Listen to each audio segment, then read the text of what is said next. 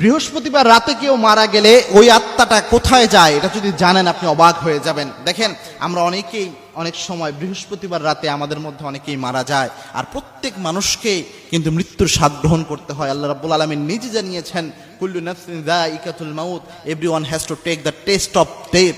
প্রত্যেক প্রাণীকেই মৃত্যুর স্বাদ গ্রহণ করতে হবে। তবে বৃহস্পতিবারে মৃত্যুবরণ করা, বৃহস্পতিবার রাতে আর অন্যান্য দিন মৃত্যুবরণ করা, এই দুইটা সমান নয়।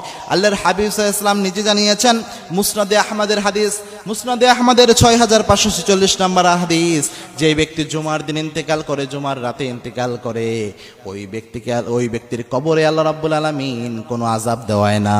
ওই ব্যক্তির কবরের আযাব আল্লাহ রাব্বুল আলামিন নিজে মাফ করিয়ে দেয়। বৃহস্পতিবার রাত হচ্ছে জুমার দিনের রাত, কারণ আরবি মাস হিসেবে মাগরিবের পর থেকেই তারিখ পরিবর্তন হয়ে যায়। অর্থাৎ বৃহস্পতিবার দিন চলে যাওয়ার পরে যে রাতটা আসে, এই রাতটাকে বলা হয় জুমার দিনের রাত, যদিও আমরা বলে থাকি বৃহস্পতিবার রাত।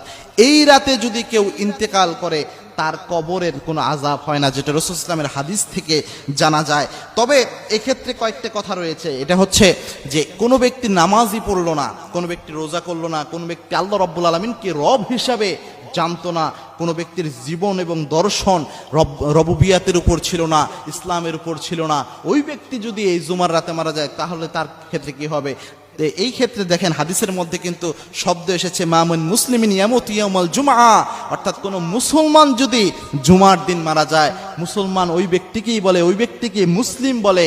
মুসলিম মানে হচ্ছে আত্মসমর্পণকারী, যে ব্যক্তি আল্লাহ রাব্বুল আলামিনের ইচ্ছার সামনে নিজের সমস্ত শাহওয়াত, নিজের সমস্ত কামনা বাসনাকে আল্লাহ রাব্বুল আলামিনের সামনে সুপর্দ করেছে, যে ব্যক্তি স্যালেন্ডার করেছে আল্লাহর সামনে, অর্থাৎ তার পুরো জীবন যে আল্লাহ রাব্বুল আলামিনের পথে চালিয়েছে, তাকেই মুসলিম বলা হয়। কোনো মুসলিম যদি মারা যায়, যে আল্লাহর কাছে অরিজিনালি আত্মসমর্পণ করেছে, এই ব্যক্তি মারা গেলে সে এই ফজিলত পাবে। তবে তার আত্মাটা কোথায় যাবে, এই ব্যাপারে অনেক বর্ণনা রয়েছে।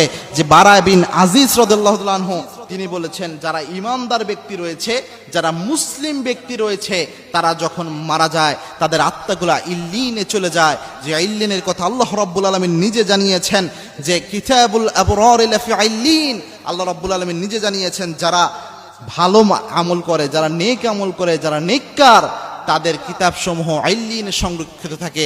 এবং এই ইল্লিনকে অনেকে বলেছেন যে ইল্লিন হচ্ছে একটা সুরক্ষিত স্থান, সুরক্ষিত কিতাবের নাম। যারা নিক্কারদের আমল নামা যেখানে থাকে, এরকম একটা জায়গা হচ্ছে ইল্লিন। আর পাপাচারীদের জন্য রয়েছে সেটা হচ্ছে সিজ্জিন। এই ইল্লিনে আত্মাগুলো চলে যায়, এরকম বর্ণনা সাহাবীদের থেকে পাওয়া যায়, এবং কি তাবিদের থেকেও এরকম বর্ণনা পাওয়া যায়। সুতরাং জুমার রাতে কোনো ব্যক্তি যদি ইন্তেকাল করে এবং তার মধ্যে যদি এই জিনিসটা থাকে যে নেককার দিনদার সে যদি হয়, জুমার রাত হোক অথবা দিন হোক, সে যদি ইন্তেকাল করে এবং তার মধ্যে যদি দিন থাকে, ইসলাম থাকে, সে যদি পরিপূর্ণ ইমানের উপর জীবন পরিচালনা করে, তাহলে আশা করা যায় তার আল্লাহ রাব্বুল আলামিন তার কবরের আযাব প্রদান করবে না, এবং কি আল্লাহ রাব্বুল আলামিন তার আত্মাটাকে ইল্লিনে রাখবেন, এবং নেককারদের সাথে আল্লাহ রাব্বুল আলামিন ওই ব্যক্তিকে জান্নাতি বানিয়ে দিবেন।